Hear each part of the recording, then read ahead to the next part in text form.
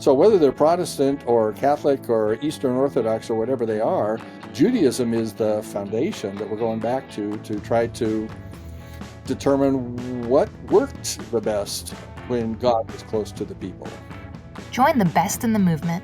It's Conservative Conversations with ISI, educating for liberty since 1953. Welcome back. You're listening to Conservative Conversations with Tom Saroof. And today I'm joined by Don Westblade, who, as I understand it, is a professor at Hillsdale College. But Don and I have just met for the first time, and I'm delighted that you're joining us. But I don't know anything about you, and I don't know what our listeners know. So how about you start by telling us a little bit about yourself, your your personal background, your sort of academic interests, things of that sort. Sure. Yeah, I've been teaching here at Hillsdale College I'm in my 36th year now, so been here quite a long time. Sometimes it seems like yesterday, sometimes it seems like a long time, but I've had a lot of good students come through here. I really enjoy interacting with students in the classroom. I learn a lot from the students. Looking forward to this summer of learning from students in the honors program at ISI.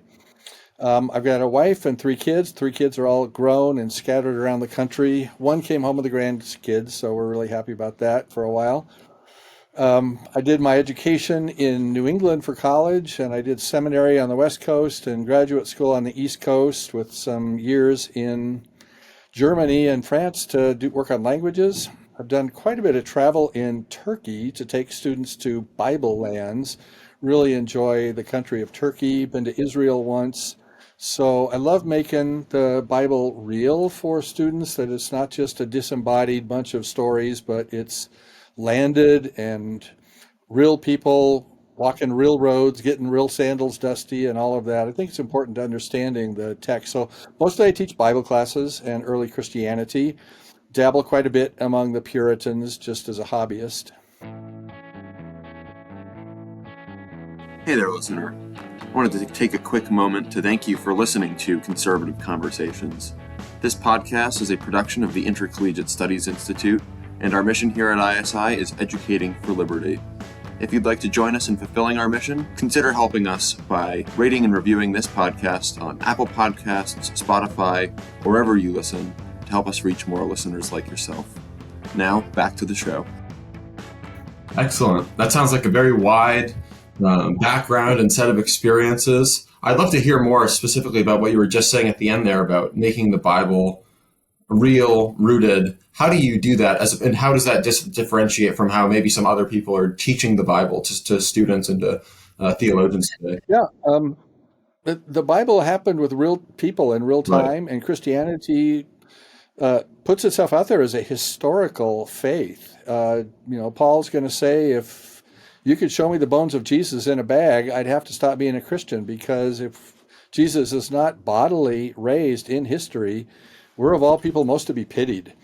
So it's real, it's historical, real people did this, and it's really easy for us as Christians in the 21st century to think of all these people as stories that we heard about as kids and disembodied things, people walking around with halos and hovering 6 inches off the ground.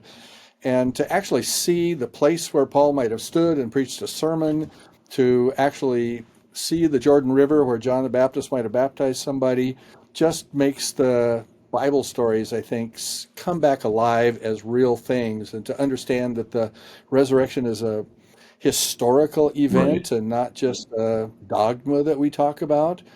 There's a kind of Docetism. That's what the ancient fathers called the heresy of thinking about Jesus himself as only seeming to be human and actually being God, and the humanity of him doesn't matter.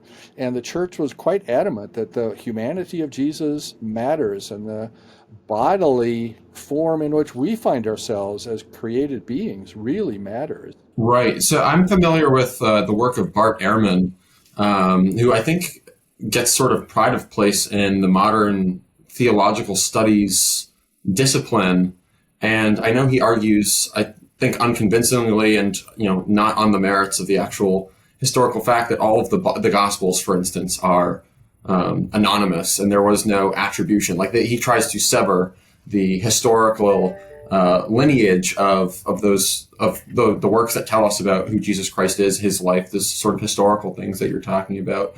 I'm sure at Hillsdale, he does not have pride of place, but how do you interact in, I guess, theological circles outside of Hillsdale that are dabbling in or sort of been captured by his work, and how do you even begin to sort of disentangle those things and those problems? Right. Well, Bart Ehrman is a good academic scholar. He's done a lot of good work that's worth reading, but the applications he makes of it sometimes I think are as subject to criticism as he wants to subject other things to criticism. So we need to be fair with our criticisms.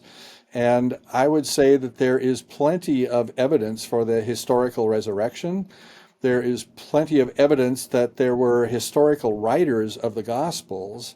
Now, it's true, as he says, that they are written without attribution at their time. We know who wrote them because of second century writers like Papias and later Irenaeus who tell us this is who wrote the Gospel. And so we might debate about who the actual authors were, but they were followers of Jesus in Jesus' own time who were eyewitnesses of Jesus. And many of the attributions have good historical evidence behind them. So I'm willing to let them be anonymous and speak for themselves without bringing in extraneous presumptions about, I know that Luke was a doctor, so this must be a allusion to something that a physician might refer to. We don't have to do that to really get the benefit of what the gospel writers are saying. Paul is not anonymous, so we've got some elements of the New Testament that don't fit that category of anonymity. We know who Paul was, we know where he lived, we know quite a bit about the life of Paul. Gotcha. And I mean, for context, you'll be speaking at our honors conference this summer. So I'll be excited when we get to meet in person and spend a week together at ISI's headquarters. And for students who have been accepted into the conference, this can be sort of a primer for what Professor Westblade is going to speak about. And then for others who didn't get in, this is kind of a view or a look under the hood. But I know you're focusing, I think, for us on the first or the second chapter of Russell Kirk's work, which focuses on the place and the importance of Israel for America and our own self-understanding. So maybe from a bird's eye view, you could start to orient us towards that sort of view of things. Yeah, it's so important that chapter on Jerusalem is in a book with chapters about Athens and Rome and other cities that are at the roots of our American order. And I'm glad he even started with Jerusalem because in many ways it's probably more important than the Greco-Roman background for the Christian elements of our American order. And they're often neglected because we have lots of classical education, and Jerusalem often gets fed to us in catechisms and Sunday school without quite as much intellectual academic rigor behind it. But Jerusalem is crucial to bring into our discussion of the roots of America especially from a theological point of view. We often hear at my campus and probably on your campus of the importance of goodness, truth, and beauty. It's almost a mantra here on my campus. And that's Athens and that's Jerusalem for sure. And Christianity can agree with that.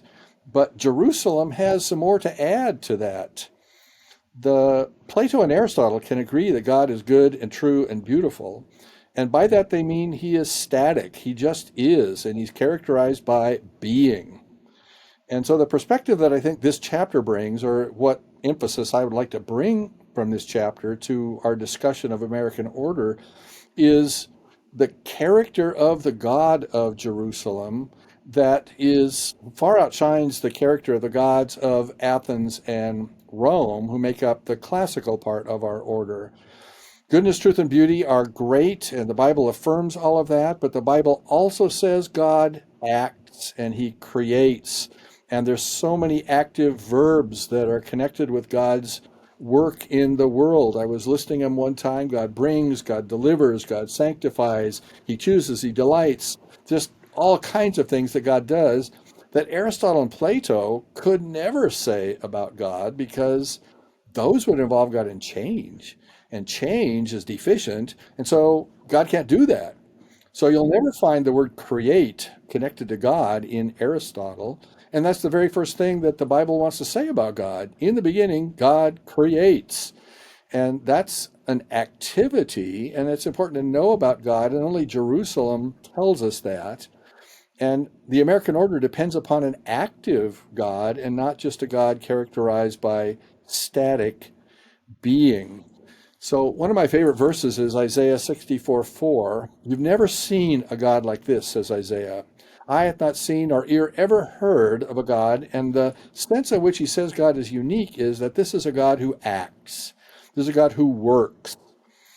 And so that activity of God is really essential to our understanding of reality, of ontology. And I really believe that what you believe about God determines everything that you think about everything else. So that's where we need to start. That's where Kirk starts his book. I think it's really important to hear him tell us that God is a just God. That implies activity on God's part. And then the other part of that verse from Isaiah that I want to go on and stress that has a lot of application to government in America is that God is a God who works for those who wait for him. God works for us. Kirk wants to say that all of the compacts, the covenants, are for humanity's benefit. That's an important thing to know because every other culture understands God as wanting us to be slaves on his plantation. We work for him, and he'll give us wages if we work hard enough and if we earn them. And this God says, you will never earn anything from me. All the earning is to God, and all the glory and the credit for that work goes to God. And so we should never try to work for God as though God had needs that he needs us as slaves to do for him. God created us to do the one thing he couldn't do in eternity, which was to show mercy to people who had needs. That's why we exist, for God to meet needs for us. And that has political applications as well as theological applications. Maybe I'll just, as a follow-up, just ask you to delve more into the implications of that.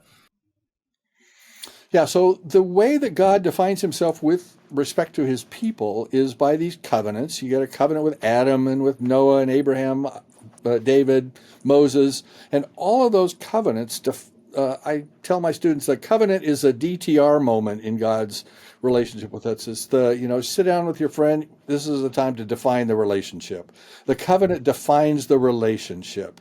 And it says, I'm the worker, and you are the one who's going to receive the benefit of my work. I'm the patron. You're the client. That's what a lawyer tells me. This is what a doctor tells me. We're in a relationship with God the way that we have a relationship with a doctor as a patient. So the covenants that God makes with people are doctor's prescriptions, and they're often perverted into job descriptions. Do these things, and I'll give you a nice paycheck at the end of your life. And God doesn't roll that way. God does these things and tells us what to do and what kind of laws to follow because they're for our benefit, and they're the ways in which the doctor's telling us to be well and to get better. The Latin word for health is solus. We get our word salvation from that word for health. So God wants me to be healthy, and so he enters a patient-client relation, or patron-client relationship with me. And in that patron-client relationship, he does the work, and he therefore gets the credit for the work. He gets the paycheck for the work, but I get the health, the benefit of his good counsel for me. And that becomes a pattern throughout all the covenants, and the covenants of the Old Testament are the foundation for all of the covenants that people made with each other when they arrived on American shores from European origins. They agreed with one another on the pattern of biblical covenants. That means that the agreement that they made in the American order for how government ought to relate to the people is, we're going to relate to each other in such a way that our government, who's in charge of us, who is our patron, works for us. And we have done our best in America to kind of twist that all around, or at least the government wants to twist that all around, say, you work for me. Every April 15th, I'll tell you how much of what you've done you get to keep, but it's all mine, and all the work is mine, or that is all of the work that you do is for my benefit because the government's the needy one, and we, the people, are the suppliers of the needs of the government. And that is contrary to every covenant that God made with his people. So, as the covenants find their way from the Old Testament prophets to the Puritans as they begin to found colonies, to the U.S. Constitution that's based upon all those state constitutions, they all say government should work for you. You don't work for the government. That, I think, is revolutionary for a generation that's growing up with kind of the wrong impression of what the American order is all about. Yeah, I would definitely agree with that, especially at the end there. But that's very interesting and fascinating, I guess, way of looking at it. Because, I mean, going back to what you said earlier with like Plato and Aristotle, God just, he doesn't do anything himself, but he's just the cause. So with Aristotle, like the heavens and the stars revolve around him because of the beauty of his being, this unmoved mover, which is maybe actually. And they're all part of him.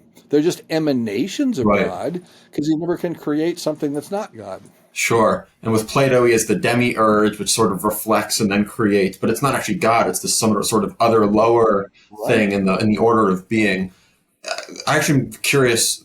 The role of deism in the American founding is premised on this sort of vision of God.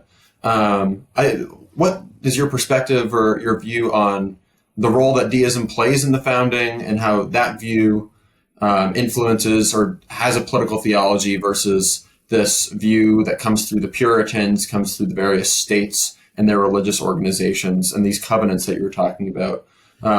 There sort of seems to me, at least in the history of, that there's a sort of a both and thing happening where there are these two different strains. How do we kind of parse those two things out or look at them when we think about us? Yeah, it's a great inquiry that I think, will stimulate a lot of thought. If you think about the problem of faith and Hmm. reason, which boils down to the difference between deism and theism, that problem of faith and reason has been well, not intractable, but a difficult problem that theologians have wrestled with. Aquinas comes up with a pretty good resolution of those. I think Jonathan Edwards does. So at various points in time, people have found a good way to bring reason and faith together to work harmoniously with each other and not at odds with each Right. other. You got Tertullian who says Athens and Jerusalem, they don't have anything to do with each other. And I am more inclined to say, no, they have a lot to do with each other. Um, but they sort of operate on parallel tracks. So the theist wants to say God is involved in the world and he's doing everything. And so he is basically, even at the muscular, corpuscular level, he's saying to every little corpuscle in our bloodstream, flow, little corpuscle, flow all the time. He's actively involved. The deist says he wound it up and set it on the shelf, and the miracle is that it runs by itself because God was so wise in setting it up that way. There probably were a lot of deists among our founders, and that's true. But the important thing is that they had a view of God. And deism doesn't necessarily contradict the idea that God's working for me. It's a question of how he's doing that work for me.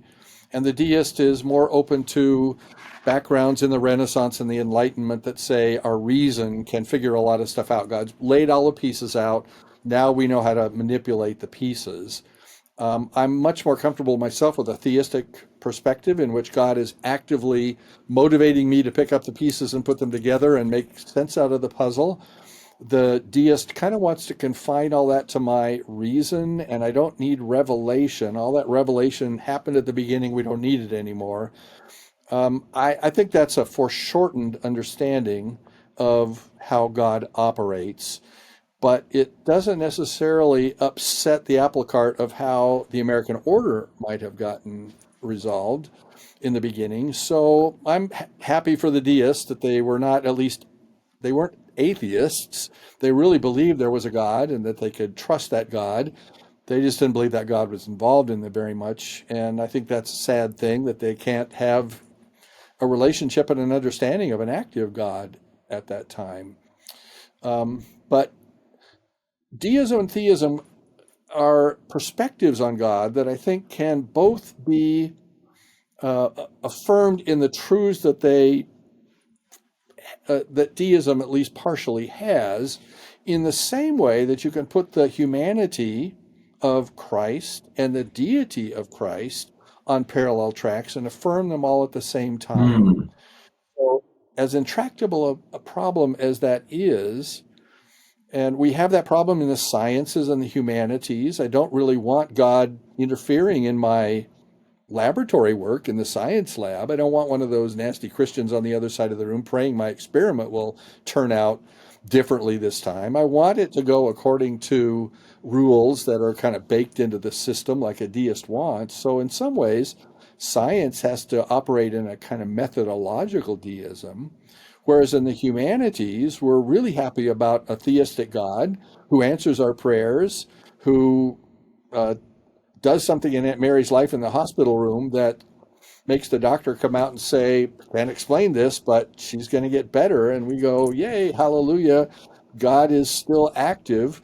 I think both the sciences and the humanities and their desires to understand God in certain ways can both be true in the same way that faith and reason can be true on parallel tracks with each other because we're made in the image of Christ. And Christ is at the same time fully God and fully human. Therefore, I can be fully scientific and fully in the humanities and take classes in both of those kinds of divisions of the curriculum at the same time without my head blowing up. And it really is kind of underneath the same problem of of predestination and free will. God is sovereign, and I have responsibility. How do we put those two things together? We're made in the image of Christ. And that genius of Christianity to say both and rather than either or is really crucial to our understanding of God, which, of course, in turn is important to our understanding of order in government. Absolutely.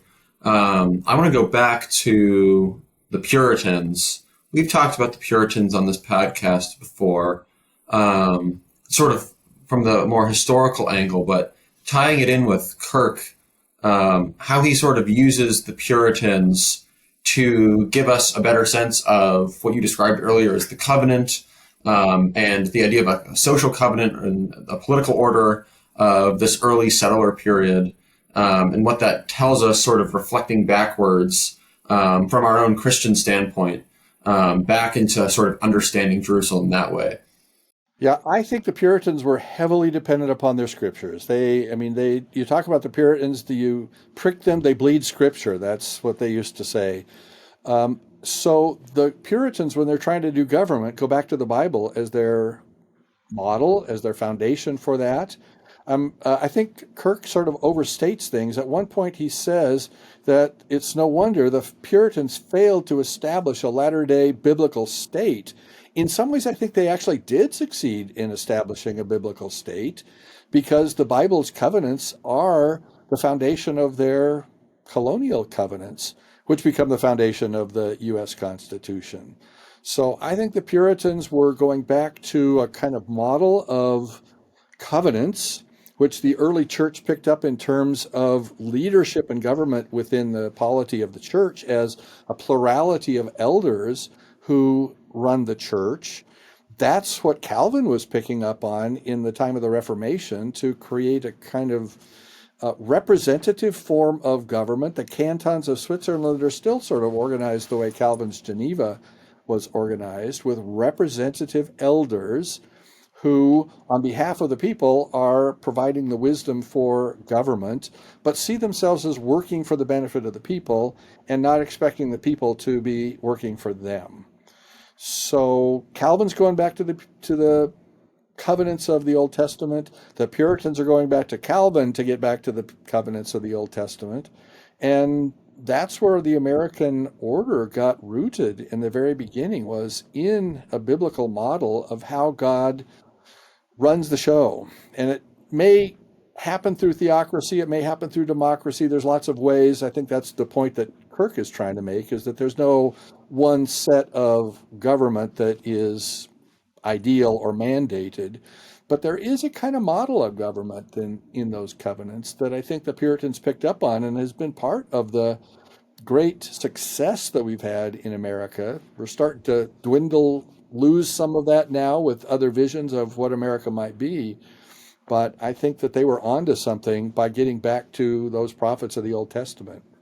I remember there was a student at one of our prior honors conferences. He's Orthodox Jewish, and he critiqued this chapter of Kirk as relying too much on Protestant Christianity, as in it wasn't really an authentic Judaism. So to say Jerusalem is very important for the American project and American civilization, but then, mostly doing most of the work through Puritan or, Protestant Christian theology and political philosophy, that's not really a genuine Judaism or not really representing Jerusalem correctly. I'd be curious to hear what you think about that. Yeah, I'd love to have a conversation with that student because I think I'd probably learn something from him. But I do see Israel as crucial to this whole picture because Abraham was given, as the father of the nation of Israel, a mandate at the very beginning of his call to be a light to the nations.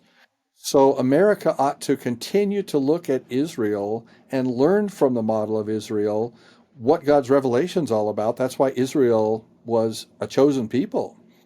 They weren't necessarily chosen for salvation. They were chosen to model biblical revelation. So I think the place where I would cavil with the student is to say that the model that Calvin's going back to from the Reformation, that the Puritans are going back to from the early American colonies, is a Jewish model of how to do house churches. They were all Jews in the first century who began the church, and they met in houses. They met on the organization of families. And where did they get all of that? From the organization of the synagogue that the Jews created during the exile.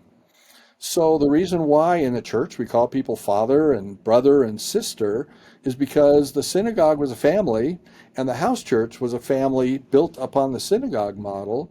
So it really is a kind of Jewish pattern, and these are Jewish covenants to which the Puritans thought they were returning.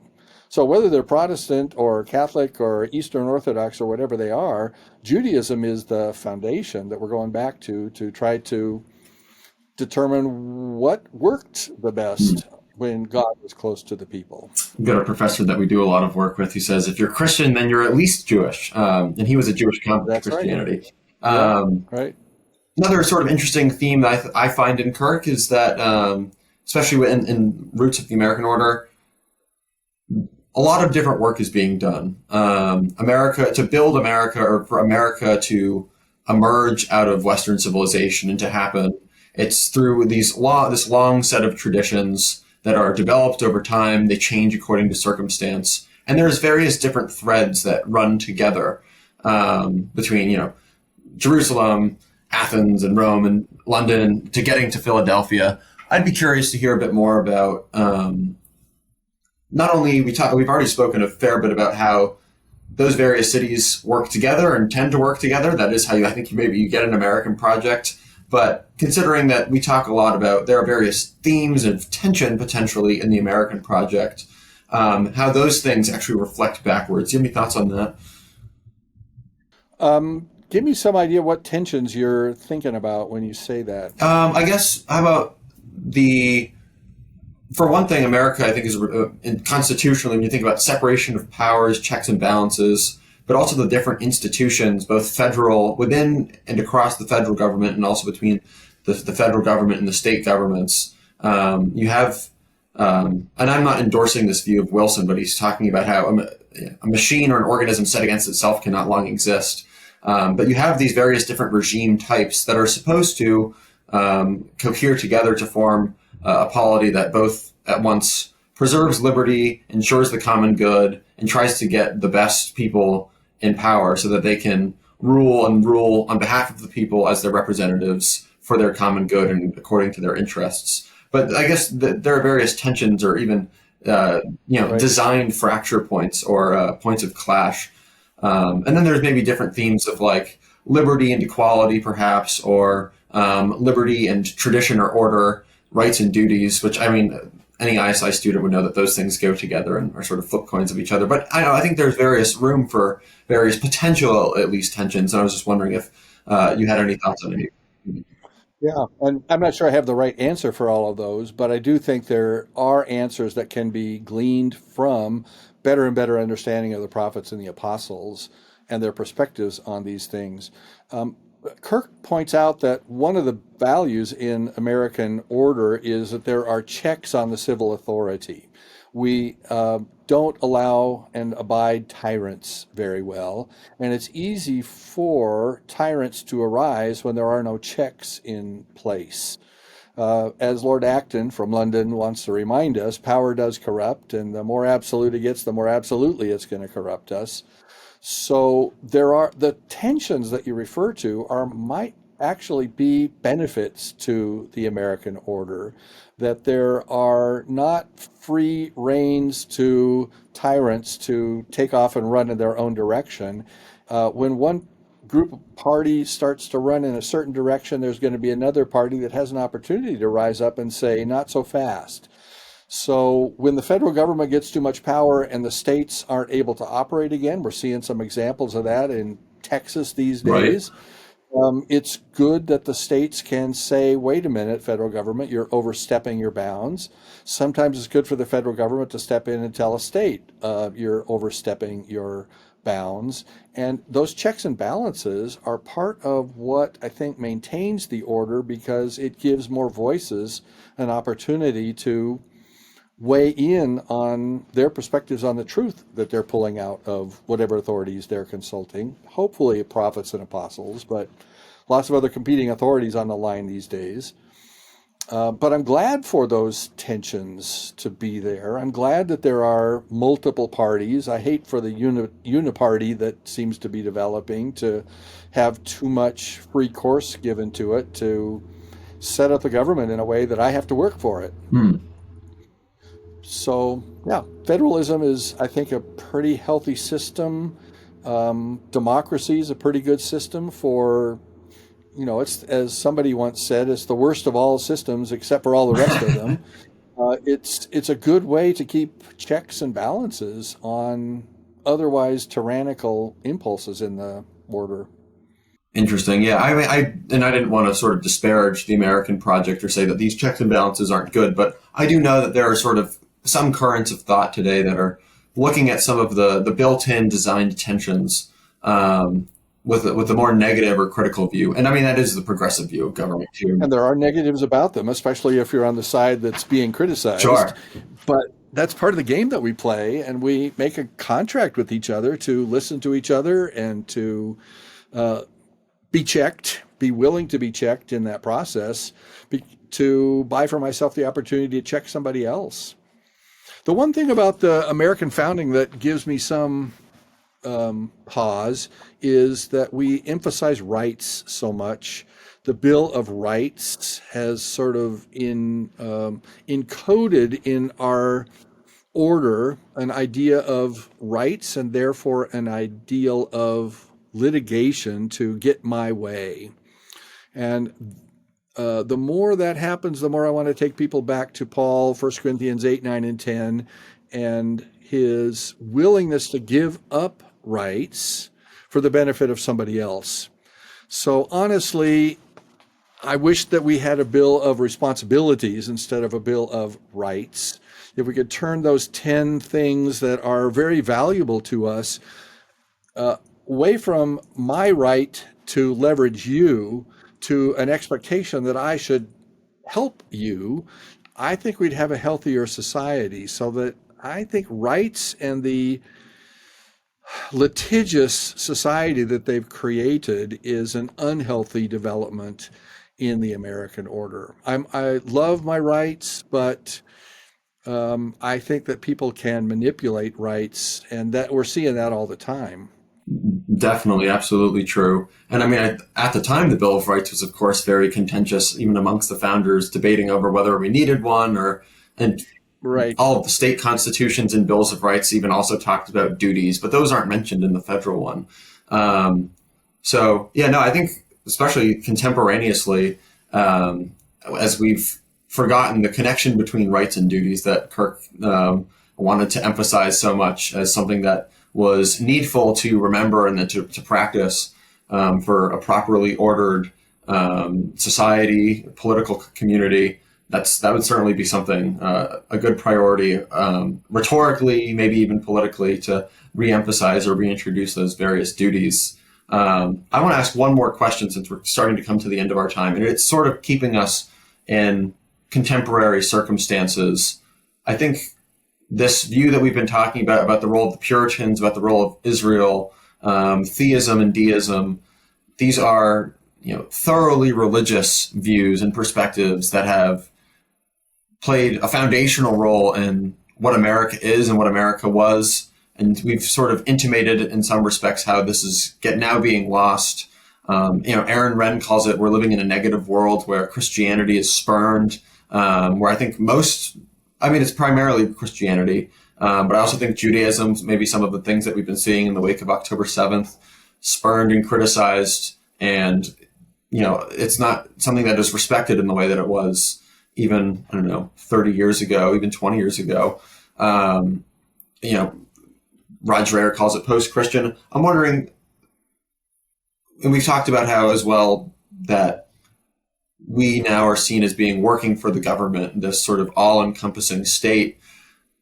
What's your practical, I'm sure you talk with students and faculties, other people about how we could start to restore or move towards a new, but based on perhaps the old view of reversing this trend. Do you have any, I guess, was it prophylaxis or something of that sort? Well, the thing that I've been increasingly emphasizing in my courses recently, because of the kind of developments that you're talking about, is a focus on authority. I think that that's the crisis that our younger generation now is facing. We've lost a sense of authority. There's no pole star to guide us. There's no bedrock to get an anchor into. And because we're basically adrift and sort of feeling like we have to come to terms with that as the truth of things, that there is no authority, the only authority left is myself. Mm-hmm. I make my own decisions and I define my own identity, we like to say these days. And so we've begun to see reality as socially constructed, that is made up. And we can get certainty out of that because as we make it up, we'll all agree within our own little circle that this is going to be this way and your circle can have it that way. And there's no way to adjudicate the difference between them. But as long as I'm in my little circle, I've got certainty and happy agreement from my peers. But there's a crisis when one looks underneath the platform that you've just constructed and realize it's not standing on anything. And I read a really insightful article a number of years ago in the Chronicle of Higher Education by a man out at University of Virginia who pointed out the speed with which this generation lives. The music beat is fast. The cell phones connect us immediately to things. The internet connects us immediately to things. We're on the telephone at one party, finding out what's going on at the next party because we're always on the move. And he suggested that the reason for that speed and that restlessness of this culture is, to quote Emerson, when the ice is thin, safety depends upon skating fast. And I think that our generation is skating as fast as they can because they're afraid that the ice is very thin, that there is no foundation there. So if we're going to give some security back to our American culture and order, we got to re-establish a connection to something authoritative, something that has evidence for its authority. And I think Christianity, along with Judaism, has the best means to provide that for people. It has the most sensible answers. It has the most historical evidence going for it.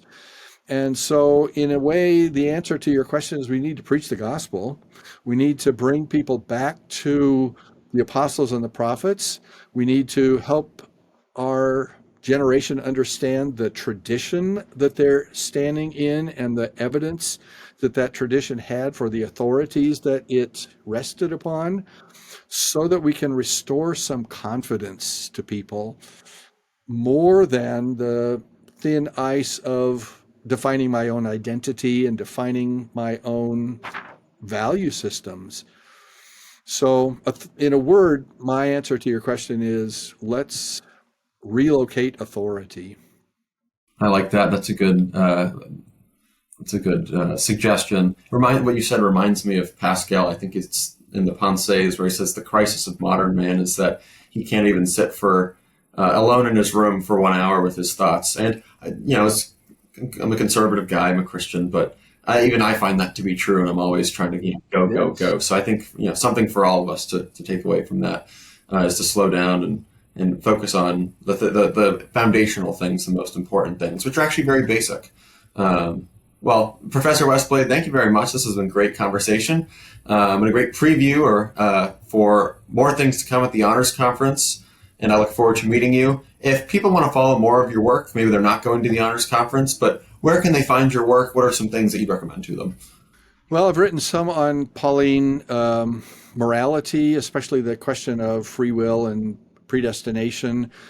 Some of my work is in a book called, it came out a couple of times. It's called Still Sovereign, a book that Tom Schreiner and Bruce Ware put together. So some essays on Paul. I've actually written most recently on Islam. I'm teaching a seminar on Islam, and having traveled in Turkey, I've tried to become a student of Islam. So I've written about it and about the benefits that Christianity has to offer to Islam in a better understanding of atonement and getting the majesty of God put together with the gravity of sin in the way that Christianity, I think, does better than Islam. I'm working on a book on the Gospels right now, so I don't know when that'll be done, but that's the next thing that's the project that I'm working on right now. Excellent. Well, thanks again, Professor. It's my pleasure. I'm looking forward to being out there, to meeting you in person. Johnny Burke is an old friend of mine from his student days here, so I'm looking forward to seeing him and Amanda again. So it's going to be a great summer. Excellent. It absolutely is. Thank you for listening to Conservative Conversations with ISI. If you've enjoyed this episode, be sure to check out our website at isi.org/resources to see all that we offer our members, including the Intercollegiate Review, select modern age articles, debates, lectures, and of course, this podcast. Thanks again for listening. Don't forget to rate and review, and we will see you next time on Conservative Conversations with ISI.